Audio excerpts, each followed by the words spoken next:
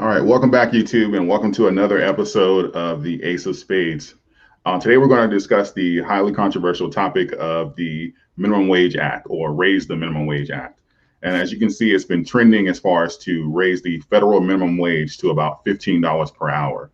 And today, I want to do something a little different versus my normal documentation and research, but have a discussion, both with another entrepreneur and a government employee. So I'm going to introduce my two colleagues here, and we're going to get right into it.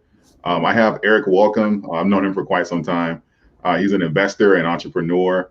So he's going to have his experience as well as far as for now living in a city like New York. I think that'll be a fundamental basis to discuss minimum wage as far as comparing it to other areas. And Javon Brown here, he's a MBK coordinator, my brother's keeper, and also a government employee. So we're going to have a chance to discuss the federal side as well. With that being said, welcome to the Ace of Spades, and let's just get into it.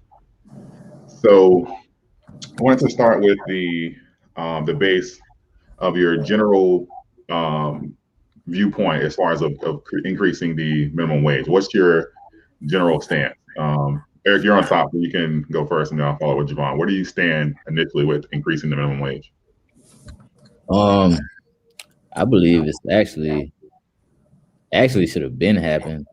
I believe because minimum wage for too long, man. I believe it's just been too low because you have like, especially I'm from Florida, so down there they would know it was a lot of basically jobs that paid like every 2 weeks, and then trying to survive off $9-10 an hour every 2 weeks. That's just hard, especially if you're trying to support a family on that, or as opposed to even if you're just like, say you're in college and you got roommates, you got roommates, and then you're just trying to survive off every 2 weeks. It just was never enough, honestly, in my eyes. And so I believe actually they're kind of late on it. This should have been happening, in my opinion, honestly, because when we worked way back, like 10 years ago, minimum wage was like $6.75.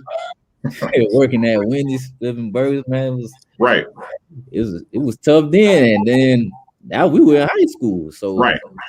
I can imagine what it would have been, what it was for people who were, who had all type of bills. Yeah, I believe it's long overdue, man. Right. Yeah, I remember even with that paycheck, I bought my T-Mobile Sidekick and paid my cell phone bill, and my check was gone. Yeah, man. Let me guess. Now, careful. All right, Javon, where's your standpoint? So when it comes to the discussion of minimum wage, I think just like Eric said, it's long overdue.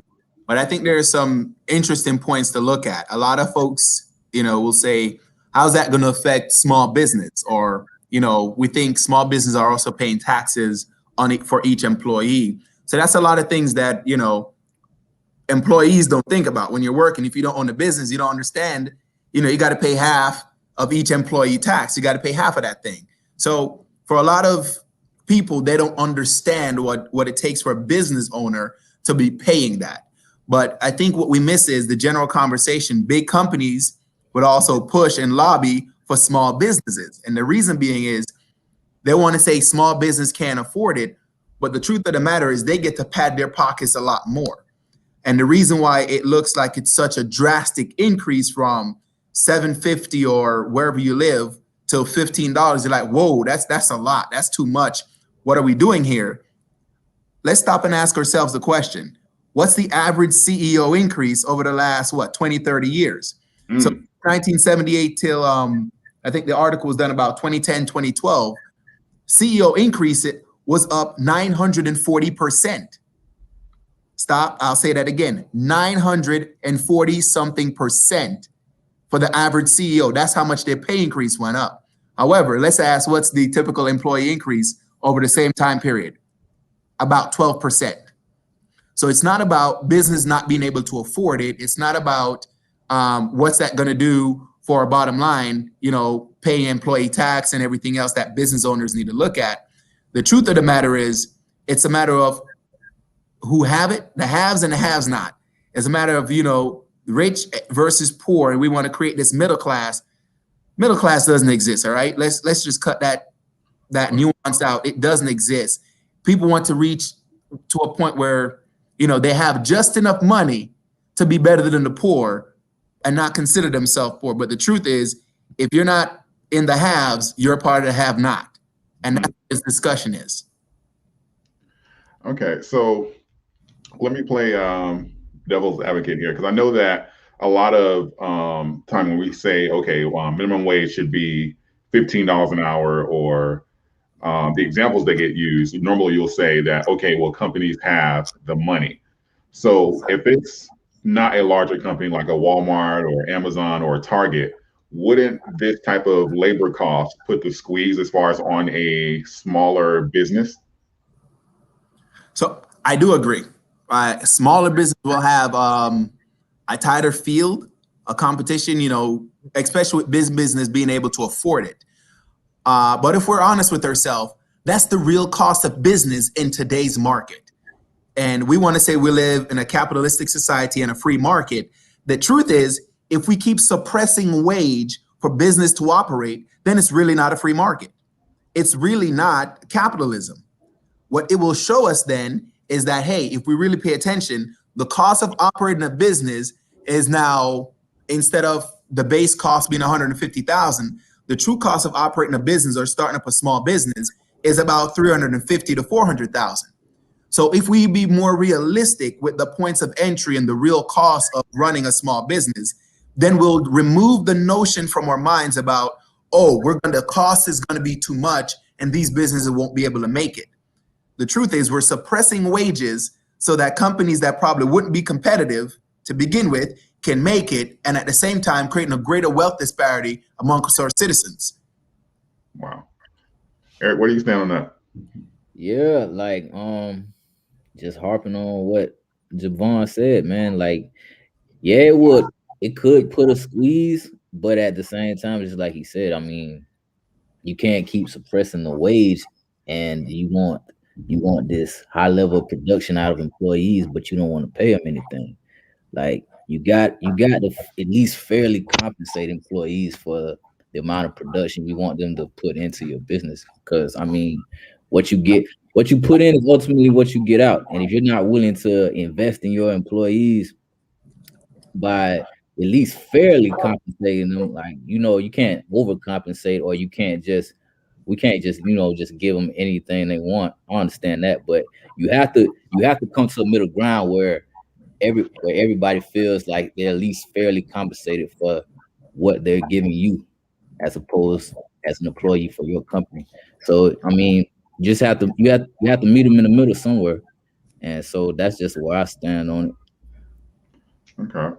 So, with that being said, because I know that a lot of even in my research, a lot of the arguments is, okay, well, these jobs that currently fall below that range, or that are consistently competitive with the minimum wage, they're low-skilled jobs, or they're not designed to raise a family, and that you're not supposed to work at McDonald's and raise 3 kids and then have a household. That's not what they're designed for. The initiative should be, okay, this is the wage, so I need to increase my education. I need to increase my skill set in order to bring in more money. So what is the minimum wage increasing? Is that does it erase the incentive to pursue a higher education to get more money? Is it really just a wash? That's what I'm asking.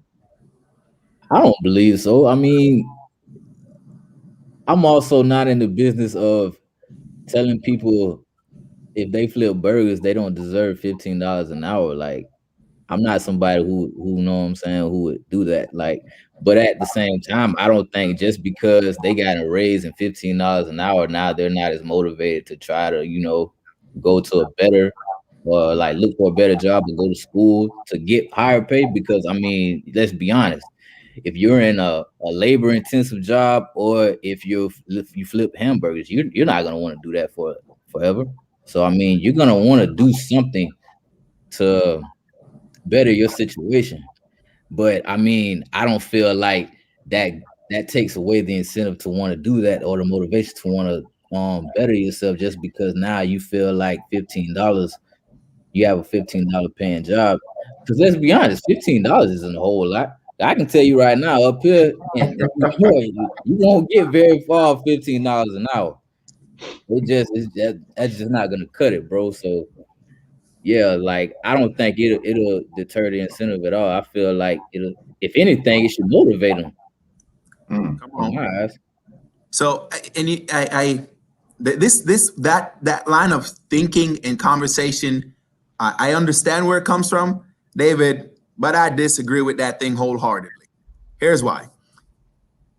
At the end of the day, what we're saying is the market value. Let's say the basic, the floor, the minimum is what we're talking about, right? So this isn't saying people aren't motivated enough. This isn't saying, oh, it's a low skill, low entry job, right?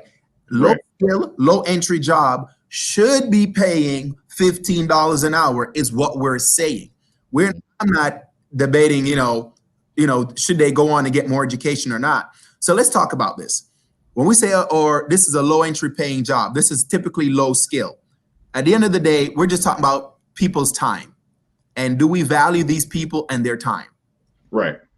The $7, $8, that type of conversation means we don't value you or your time. So you're going to come and we're going to give you the scraps. So one person, let's put it this way. You have regardless of education level or family, the cost of living is the cost of living. So if you're a single guy or a single woman by yourself and you have expenses, the basic cost of living, let's just say, is $30,000. Easy numbers, rounds for conversation. Okay. And you are making $7 an hour. I'm sorry.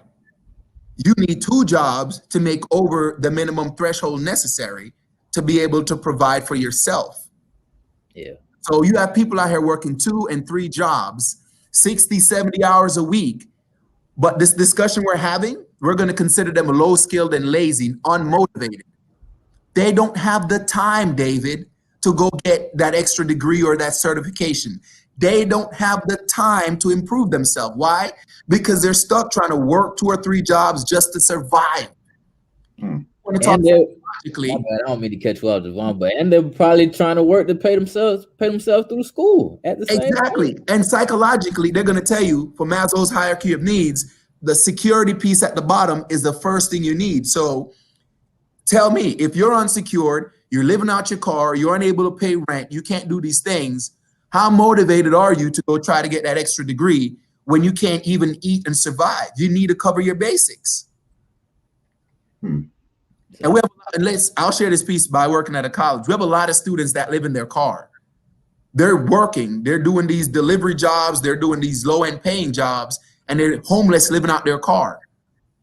So that doesn't change the reality of these people. Okay. Before I move to my next point, I was going to read the. Can y'all 2 see the comments? No, I can't see. Okay. Well, I'm going to read. What is it? Forgive me if I'm saying it wrong. VC Addicts. So he says, a farmer that does not give back to his fields with water, with sweat, with the expenses of nutrition for the crops will eventually starve and starve everyone that needs his goods. And he said, so too is the work of the worker. The farmer that is the fattest will eventually be the instrument of his own starvation.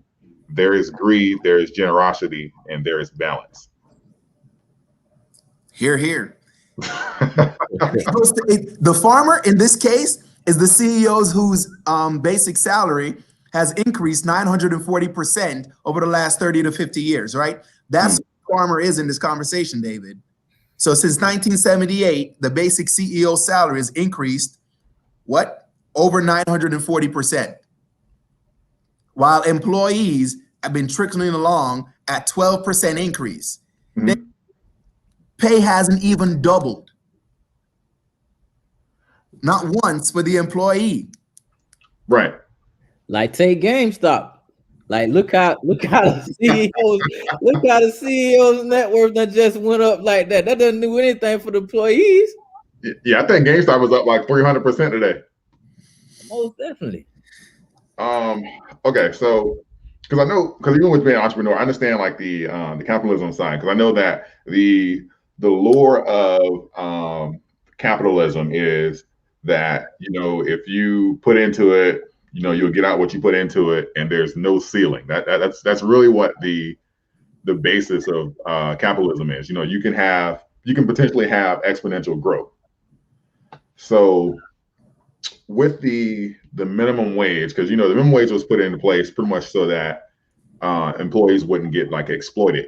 So pretty much, you know, because I don't know, because without the federal government stepping in, it would probably be like modern day slavery. It would be. I know that the minimum wage wouldn't increase on its own. I mean, there are certain companies that would, you know, that well, not even would. There are certain companies that already pay above because you get the higher of whichever two. But for the majority, it would put a squeeze there. So the argument that I'm seeing isn't that minimum wage shouldn't be raised. It's that $15 is a bit much because I'm going to post a link in the description here, and they're pretty much saying that we are just on our counterparts right now. We make roughly about 27% less than our counterparts about 50 years ago. So they're saying with those numbers, minimum wage should be around like 11.62. And the argument again, as far as putting this squeeze, because they're not thinking about like the bigger companies or the billion-dollar ones, the top 500, the ones that have IPOs and stuff like that. The argument comes from the foundation of America, all the small businesses, not the top 500, even though that's where most of the money goes, but just the foundation that, okay, if we do the 27%, it's more so around the $12 range. It wouldn't be that much of a squeeze. And I do want to address, because I did run the numbers, and I know that doubling the labor costs won't necessarily double the prices of goods. It may be a slight increase, but it won't necessarily double the price of goods. But I just wanted to put that out there. What do you think about the 27% increase, just to, I guess, pretty much be on par with our latter generation? I think that's backwards. David, let's be honest. I think that's backwards. We're talking about being on par with previous generations. Let's talk about what previous generation had.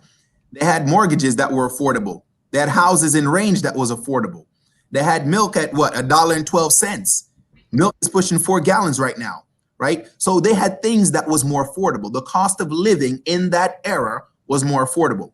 So just to say we need to get to 1162 to even be comparable to that standard of living is telling you how behind we are as a society. I'll add one more point to that. If we really want to talk about where we are now, internet is just about a utility. You can't do anything without the internet, right? Right. Standard, as we progress as a society, the basic norm, the basic expectation, the basic standard for living also changes. Back in the day, there probably was okay with having outhouses. That's not a thing today. Right. So we need to understand the standard of living has moved. That benchmark is now so far ahead of that. Just doing 1162 to get on par is telling you how backwards we are, and probably screams the need to get to 15. Yeah, just to piggyback off that, like, and also to add, you know, look at the dollar. The dollar is devaluing like year by year. So, I mean, back then, like where you were just talking about, bro, you can get a lot more for your money, as opposed to you comparing it to today. $1 million back then and $1 million now, like, man, let's keep it real. Let's talk about the dollar store.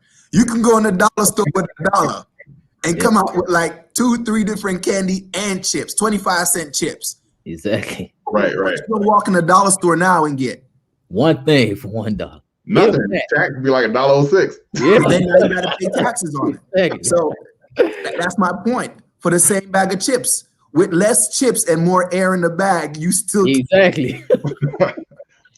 See, and that's a really good point, Eric. I didn't even consider inflation, and it's crazy. I've been buying like ever since I even read, like when I was a teen, I read like Rich Dad Poor Dad. I've been buying like gold and silver since I was like 15, and I didn't even consider inflation for this this topic. That's a really good point, because even with the component that Javon just explained, as far as with the 1162, even if we put it at 1162, that 1162 equivalent, it was a little different. Exactly. 1162 today is like what? $10 and some change. Man, look, I'm gonna tell you, David. You already know I pulled my calculator. I got pen and paper. So at $11.62, right? And the 40-hour week comes out to 2,080 hours a year, right? Is how that calculations run. So 1162 mean you'll be making $24,169.60. Okay. If you're not living, now hear me out, a smaller city, right? Let's say you live in a Gainesville, Florida, or a smaller city in different states, you might be able to get by with something like that. You're living in Atlanta, you live in a Miami, you live in a Tampa Bay area. I ain't even gonna say San Francisco or LA. I'm not even gonna mention New York. Yeah. Right? So if you live in places like that, I'm telling you right now, this you can't do anything with that. And I'm gonna introduce another point, if you don't mind, David. Sure. I want to add that government employees get yearly raises, right, to match the cost of inflation. Every year they get yearly increments. Federal and state employees get raises. That is typical every year. So when we see Congress is sitting in there arguing about the budget and how much increase federal employees are going to get, please note they're getting these increases every year. However, private sector and the civilian populace isn't getting it. And we're not having that discussion about why not. We just turn it over and say, but small businesses can't afford it. When the truth is that benchmark is being moved every single year, David. But okay, so that's a lot of, okay, so just on that. So but is it fair to compare a small business to the federal government?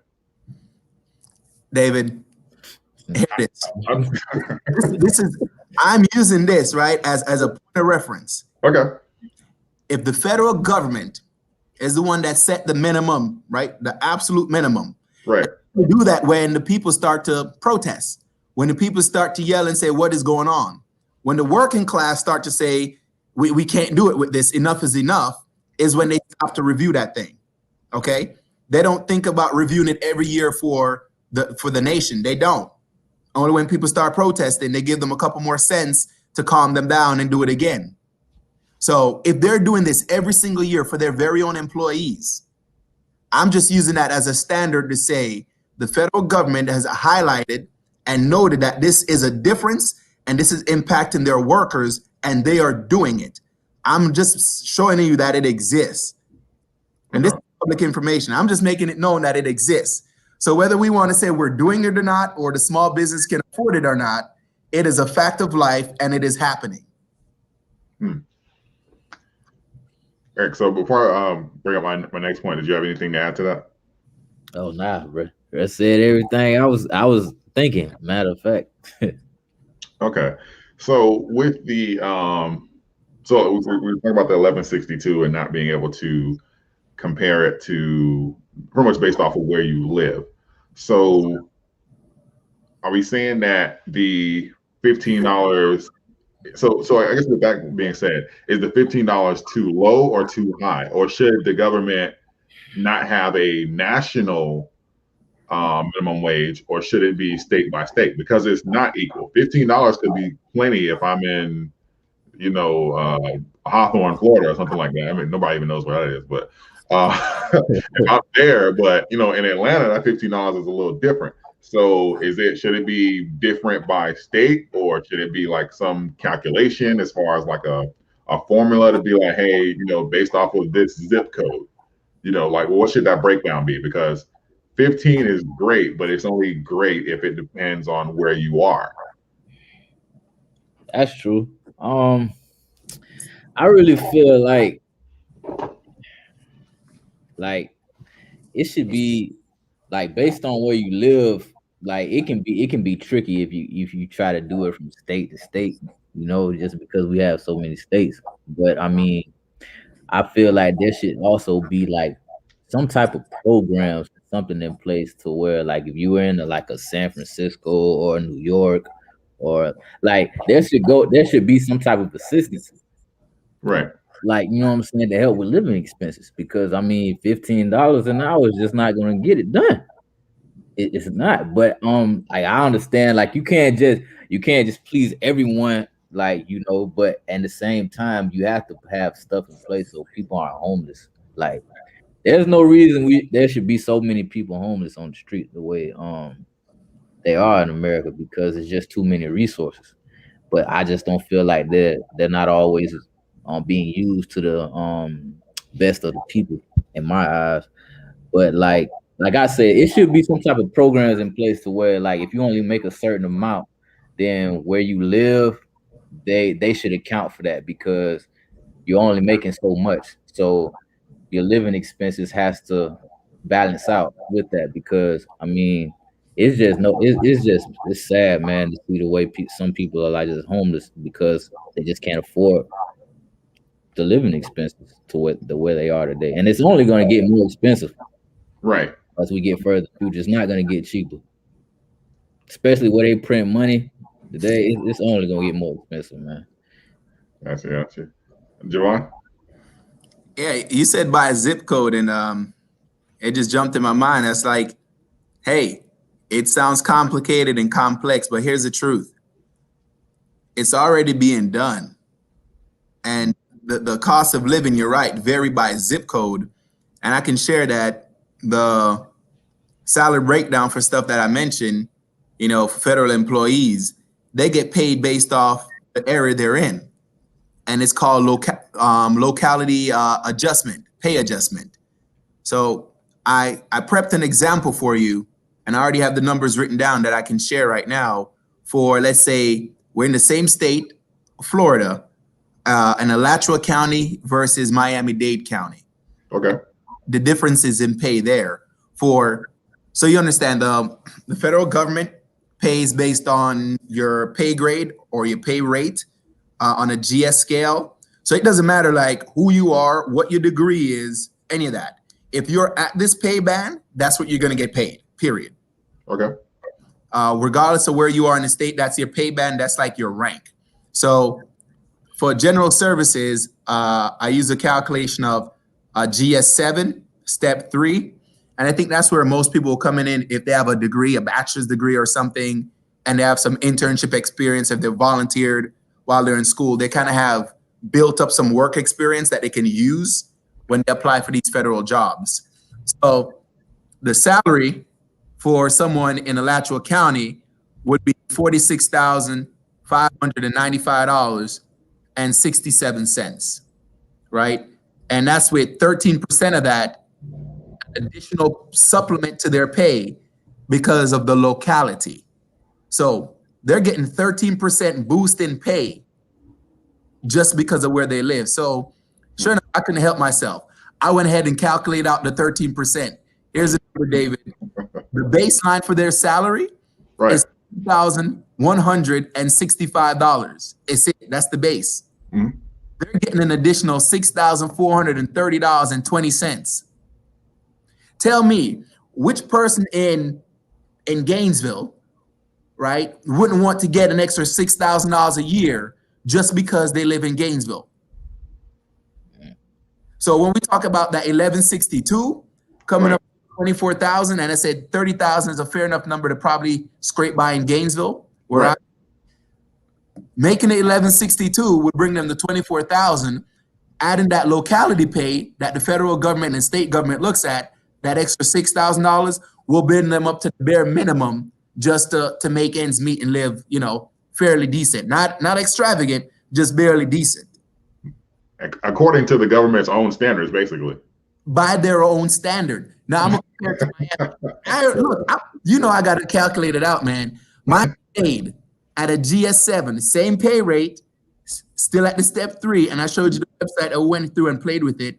Their salary is $49,633.73. So why is it that someone live in Miami, right, and get paid $49,600 for doing the same job at the same rate as someone in Alachua County getting paid $46,595? The difference is the locality pay. So you sure if I pull the math out, they're getting an additional 19% in Miami because Miami is more expensive. So when I did the number, they're getting an additional $9,430. Tell me who in Miami making minimum wage wouldn't want an additional $9,000 to help Right. their bills. So Exactly. it's already happening.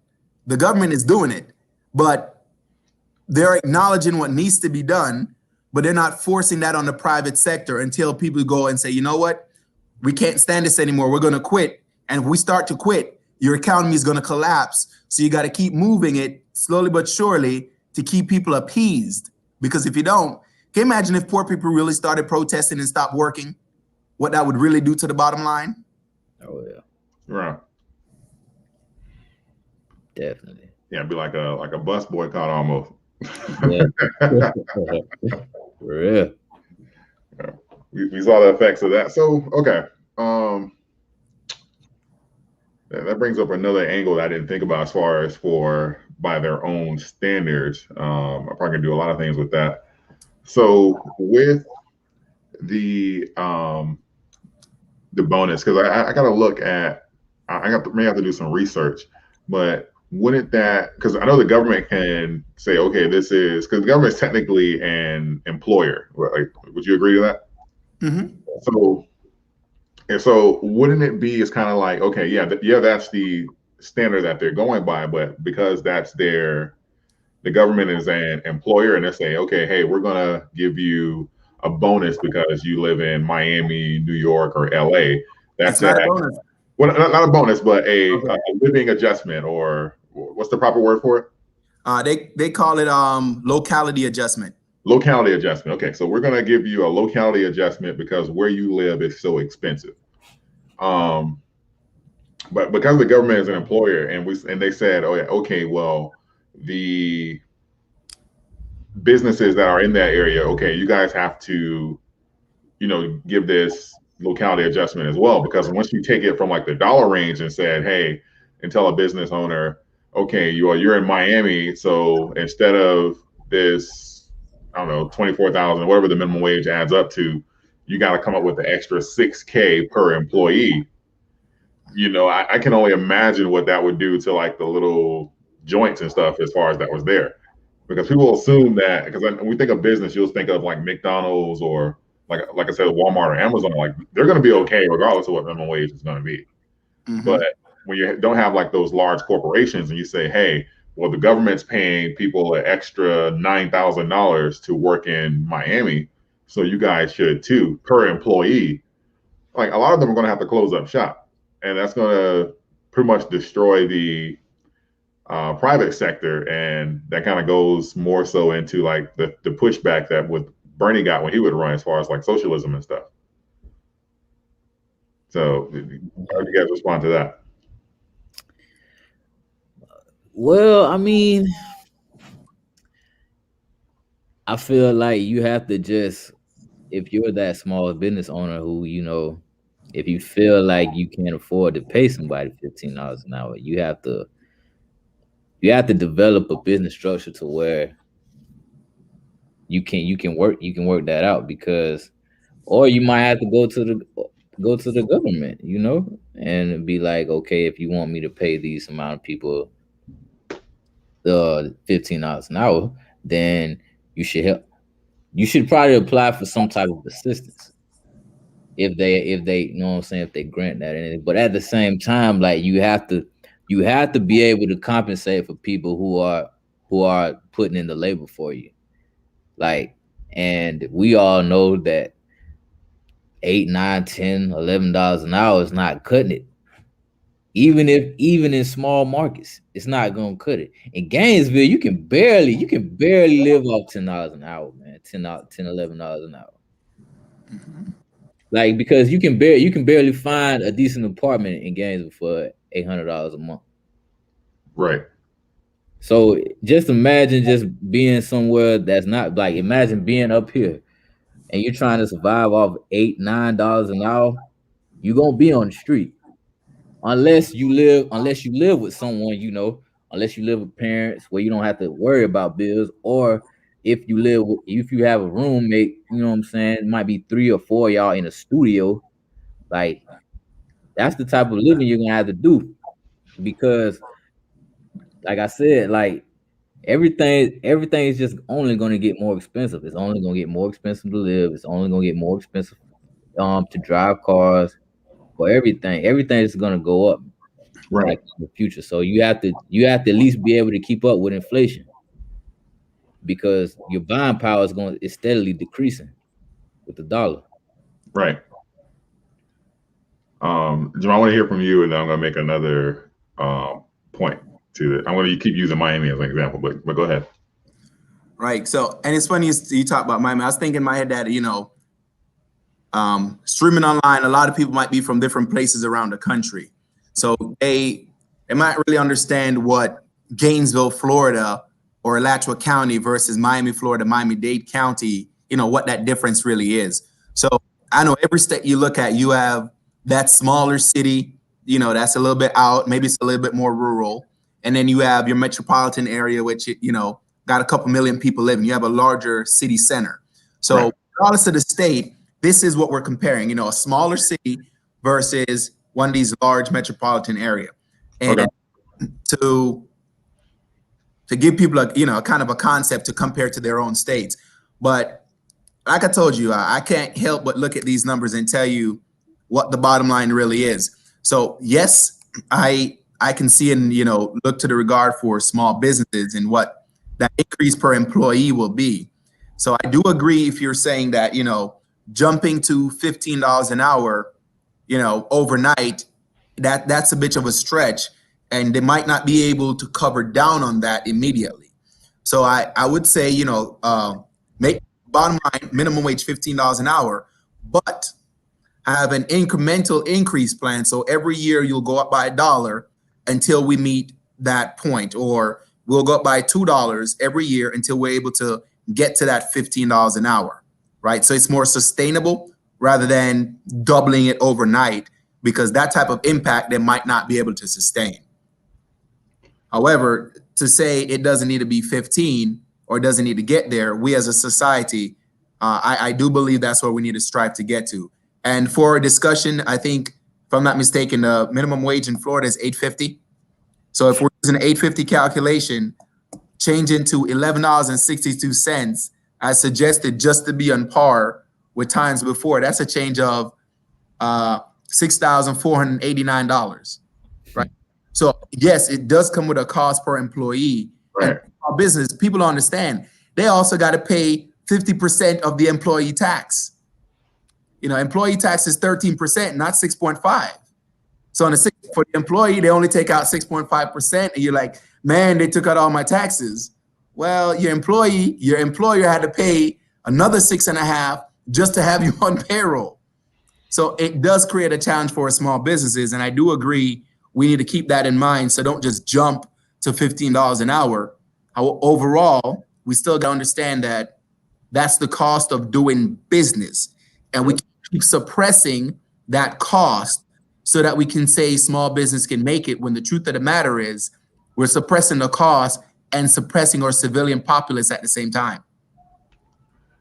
Okay. So one thing is, so if you regard it as the cost of doing business, and you have, like in Miami, you have an additional let's say you have 5 employees, and you're, I don't know, a Chinese restaurant or a little fried chicken place, whatever. And so that's an additional $45K at least to break even. And as of right now, that would come directly out of your bottom line. And my fear of, and using the argument for socialism, is my fear of this would be that it would put a squeeze and put a lot of them out of business, and which I'm sure the bigger corporations, your Pizza Huts, your Popeyes, your McDonald's, Walmart, Amazon, like, they're ultimately going to reap the benefit of that because of lack of competition. Because they're going to be fine regardless. Like, you can raise minimum wage to $20 tomorrow. Walmart ain't going nowhere. Mm-hmm. So, like, it's the people in the middle that's going to get caught and suffer. And that's my biggest fear as far as for raising it. And I looked at it came out last night. I think I have it here in my notes. I want to quote it properly. It's the Raise the Wage Act. It came out last night, and it's a 4-year plan. So it includes everybody, including tip workers, and it has it by 2025. Everyone would be up to $15. That was the proposal I looked at last night. So 2025. Yep. I looked at it last night. I have the link. I'll post it in my description. It's on because I'm using my phone for IG Live now, but I'll post it in my description. It's called the Raise the Wage Act. It came out last night, and the proposal includes everyone, including tip workers, to 2025. It's an incremental, so every year it'll go up, but so it's not like tomorrow $15, but it's incremental. So by 2025, everyone will be on the same page at 15. And so even then, even though it's not a sudden shock to small businesses, but to say that, okay, hey, I have, like someone in Miami, I have 9, I gotta pay everybody an extra, just using the example, for the federal pay everybody an extra $6,000 to $9,000 a year. I have 10 employees. Now I gotta use my same business model to come up with an extra $100K just to, well, $90K roughly, to get back to where I was. That's not even profit. So it's like, and it's not like I'm not making that extra $90K right now because I don't want to. It's because I'm not. Like, it's not like I'm like, okay, well, I could make $100K more a year, but I don't want to, because chances are they're making as much as they can. And to assume that most of these business owners have that disposable cash and that they're simply, because a lot of the arguments that I look at, like, I feel like people just assume that these smaller businesses are in the position to do such things. Some of them I'm sure are. I'm not saying all businesses can't afford it or whatever the case may be, but I just didn't want to make the bigger companies bigger, because competition is, when you have capitalism, when no competition, like it quickly turns into monopoly. Yeah, right.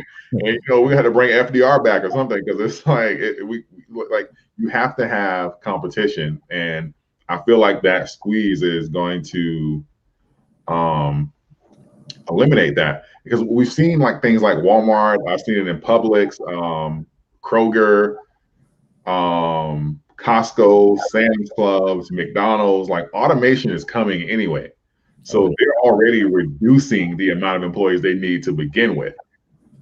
So that's coming anyway. That's I think that's a bigger part of the conversation there, David. It's we keep saying, and let's be honest about something. Okay. You already seen it at McDonald's and a few other places where they have those what you call it, virtual tellers, where you just walk in and the company select their own stuff and remove the cashier. Right. They can pay right there and just go about their business. Here's the truth. That's going to come, and that's going to happen regardless of wages. It is coming. What we need to focus on is getting people in these roles to understand how they need to transition into the next wave, because about every 30 years or so, there's a significant economic shift.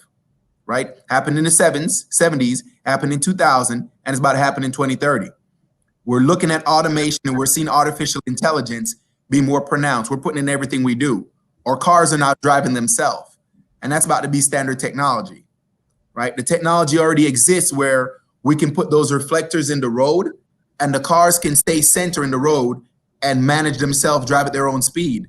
We're talking about automatic vehicles. It exists. So that technology exists, and we are growing into automation, right? We saw the same thing when we had the technology boom, not the technology, the internet boom, right? Out of 2000, and then everything just started growing so rapidly. I remember when a flash drive used to only hold, you ready, 250 megs. Right. And we understand technology, the lifespan of technology doubles every year. So it went from 250 megs to 500 megs to a gig, 2 gigs, 8 gigs. Now you can put a terabyte on the same size. We had the Intel Core, now dual core, quad core. What? This is crazy. The technology is coming, and we can't do it. Not coming. It is here. Yes. What we need to do is transition himself from these roles and probably get in the roles that's going to be servicing it. Yeah. That same machine that's taking the cashier job, the cashier can go learn how to rewire it, because when it breaks, they're going to need people to fix it. So there's spaces being opened in the economy that when these roles come in for these automation, the servicing of those automation, that role now opens up. So we need to start retraining our society for that change, not stop the change. Exactly. So we're not going to change the $15 an hour because they can't get there. The truth is that technology is here. That transition is already here. We need to just catch up to speed. Yeah. And I'll never be, not to cut you off, Barry. I thought you were going to say something. No, go ahead, yeah.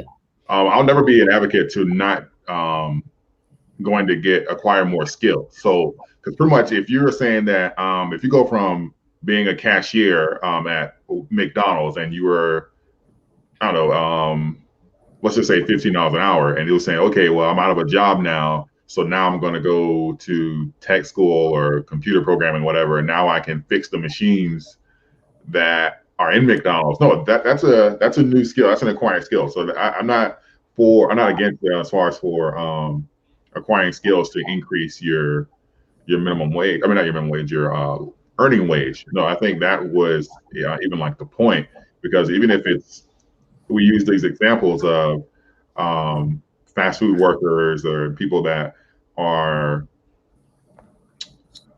have like the minimum wage jobs, or that their job is always competitive with what minimum wage is, that the push should be to increase to have higher skill sets and not necessarily fight to keep those jobs. Because in a way, I'm glad the automation is, because I don't think that, because I mean, I've worked in fast food and had worked minimum wage jobs as well. Like, that's not, I understand that like life can happen and you can kind of get like, I won't say stuck there, but you can it can be difficult to get out of it. But if the push is happening to have like a higher skill, or that those lower income jobs are being automated, then, in a way, I think that's really a good thing. I think that it's great that, we shouldn't, as a society, we shouldn't fight to keep, the cashier's job at McDonald's. I don't think that should be like a functional part of our society. So Eric, what were you going to say? Sorry about that. Oh, nah, I was just going, basically what you just said, like people need to make sure they're investing in themselves. Like, they need to upgrade their skill set to keep up with the times, because stuff is only going to get more and more competitive. So they need to make sure, like, because a lot of what I see, people are too content of where they are. They're just complacent, and people are just comfortable with what they're doing, and like somebody who works a job for about 25 years, they're just complacent in that job. They're not thinking about doing nothing else. They're thinking about probably retiring in a couple of years. But right. I've seen where guys were literally weeks away from retirement, and then they make one mistake and they let it go. Yep. And so you've committed all this time to this job, and then you make one mistake that they don't forgive and they let you go. That's why when people say it, I don't think a lot of people understand it when they say you need to work harder on yourself than you do on your job, because you have to constantly upgrade your skill set. Like, you have to keep up with the technology that's here, like the coding and like AI and everything that's going on around you. You have to be mindful of everything that's the shift that's happening around you, because if you're not, you're gonna get left behind. Okay. So because we're going to elaborate on that, because me and Javon actually talked about that briefly last night on the phone. I'm going to read a couple of the comments on IG. So let's see. I'm saying it wrong, forgive me. So it's Daniil P. Wright said, a lot of these small businesses need to evaluate what is being spent and what is coming in. We are seeing we can condense workspaces because people can work from home. That's a good point. That's a good point to save money commercially. The increase in minimum wage is going to increase unemployment and increase the everyday in-person workloads. So I just want to get your opinion on that, but that's actually a good point as far as what we've done this last year, because we can actually lower overhead a lot, and we've seen that even upon opening back up, and even with the reduced income from people not spending as normal, like businesses adjusted quickly because they had to, but Agreed. it was done. I'd even say something else that came out of that, David, and it's gonna reinforce the point why minimum wage need to be different. I just mentioned that internet should be considered a utility. We literally can't function without internet. But now we're gonna send people home to work from home with the internet they don't have. Because they can't afford it. Right? Now, granted, a lot of these telephone companies and stuff have, low income programs to help people get internet, because Right. the utility companies, I can't remember what program they have. I think it started with President Obama trying to get it considered utility, but I think they get a tax break or tax incentive to have that low income program to give people internet and to get internet in rural areas because people are so far out they can't afford it. Mm.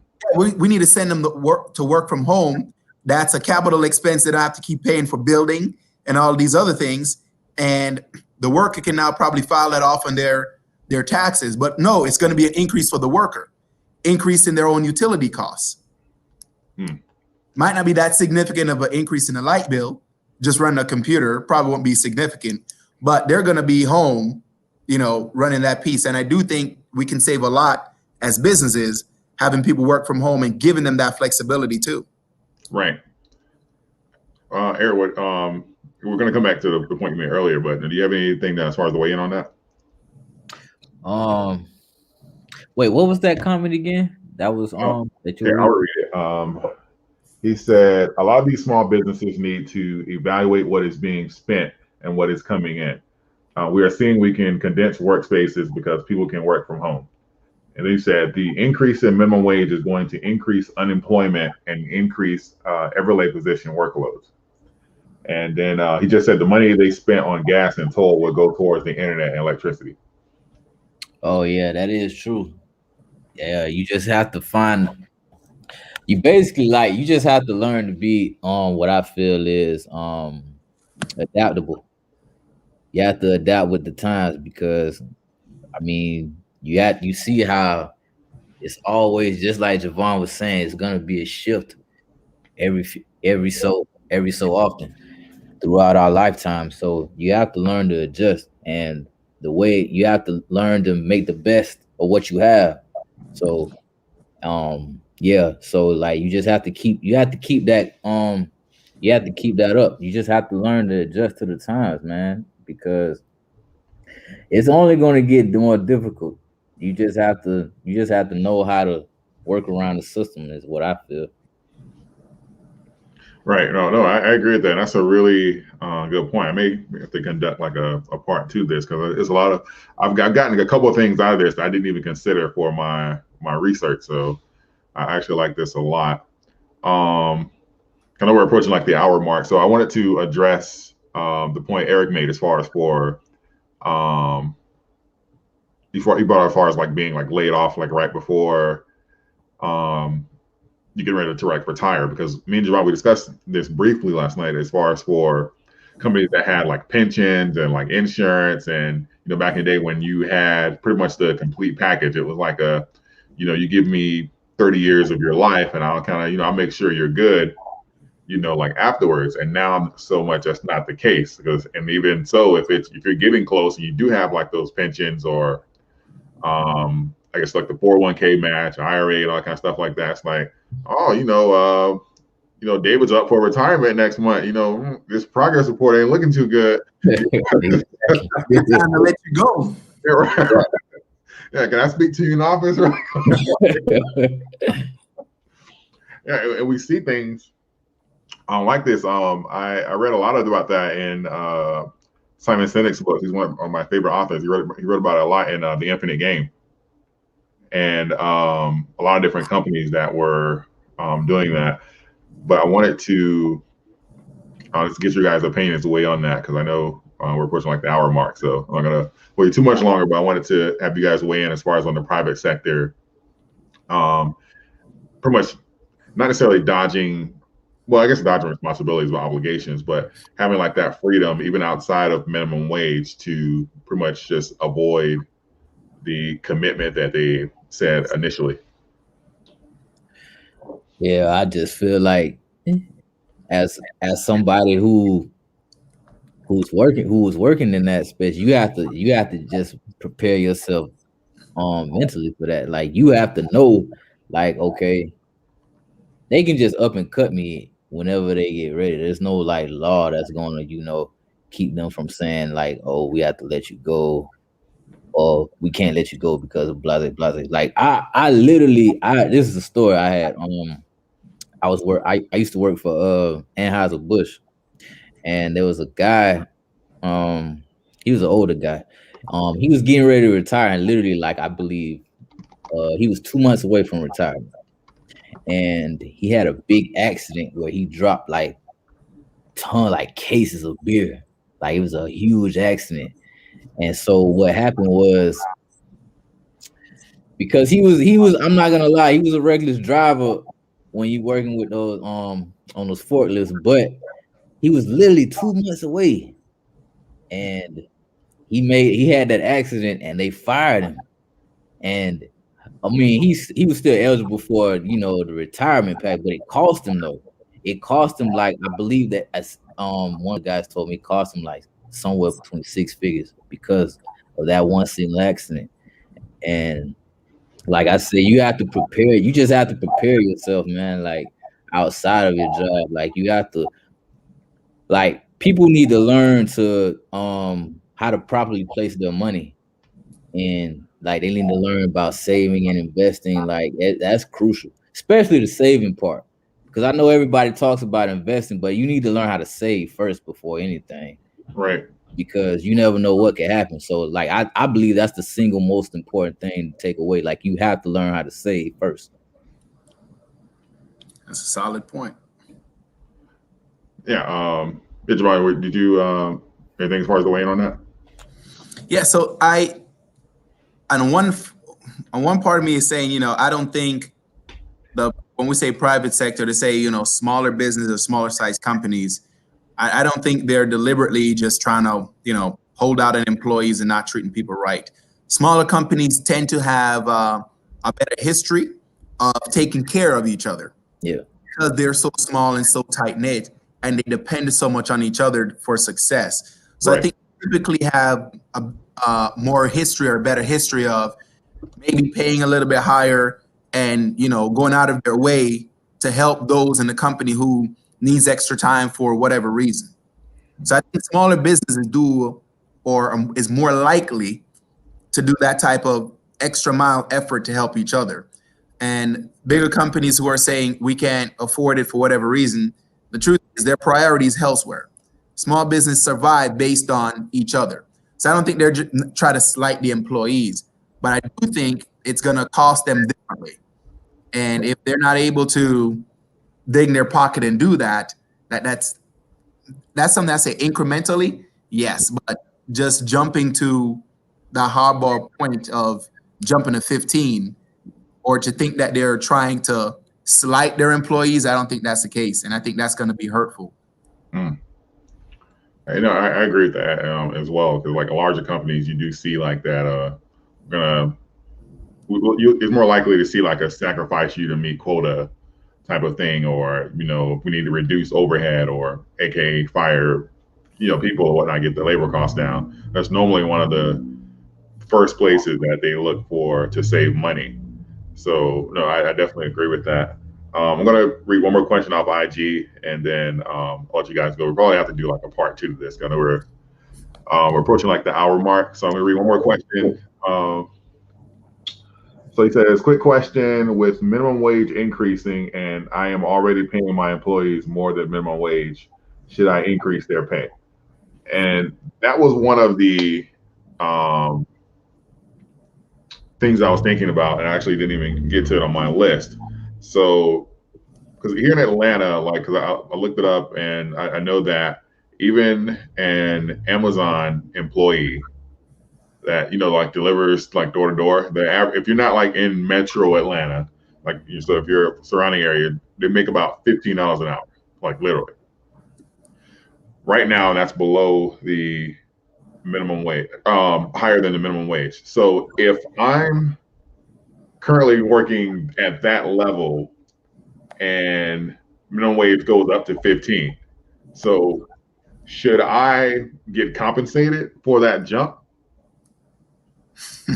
Or because if not, because like Amazon, that's a much more difficult job as far as like being out, because you're outside in like the rain, snow, sleet or whatnot. Because if you don't give me that adjustment, I'm going to quit and go get an easier job, because it's the same. To me, it's the same money. Yeah. So that's my stance. So I just want to get your viewpoint on that. Yeah, I believe so. I mean, if you have the leverage in that case, I mean, if you're saying I can go do an easier job for the same pay that I'm currently getting, I mean, that only makes sense to do that. And so like if your job is more labor intensive, then I definitely believe you should be increased, because for one, you're more at risk, especially with the labor intensive job. Your body, the toll it takes on your body. Because I work labor intensive jobs, so I know what it does to you. Right. So like, yeah, you have to weigh it, because I know there are some labor intensive jobs that they won't pay you nothing, man. Like you'll get the bare minimum, and you're putting in like it's a toll on your body. So yeah, like I believe like you definitely got to be fairly compensated for what the production you're putting off, man. Because it's like the minimum wage today is just not cutting it for what people need. Yeah, definitely got to be conscious of that. Javon? Yeah, I think it's going to come down to two things. Number one, what's that company's philosophy, right? If we're paying minimum wage, or if that job at $15 an hour is being paid $15 an hour because that company say, you know what, $7, $8, $11 an hour isn't going to cut it.